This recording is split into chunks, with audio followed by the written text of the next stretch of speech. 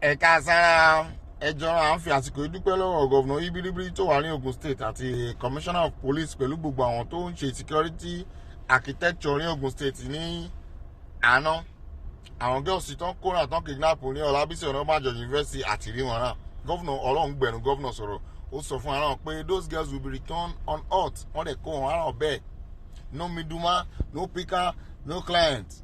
Orílẹ̀ àwọn màrí o gọ́vnà ẹjọ́ bá àwọn ọ̀ràn àwọn bandits náà kò sáyè ní Ogun State o kò sí owó tó máa kó fún anybody tó máa lọ ṣe mìdùmá ń bẹ̀ o ìlú fẹ́ dàrú ni o àdẹ̀níkà tó dúpẹ́ lọ́wọ́ yẹn náà fún cargo airport tí Ṣàgámù wìn ní jackpot náà orúkọ táwọn wá náà nìyẹn kẹ́lẹ́ bá a dúpẹ́ lọ́wọ́ former governor Ọ̀túnba Gbẹ́ngà Daniel ó dà pé àsìkò Daniel ní kinní yẹn náà ti wà ńlẹ̀ àtètè mọ̀ pé Senator Amosu ẹ má bínú gbogbo ìjà náà kọ́ lè yàn win.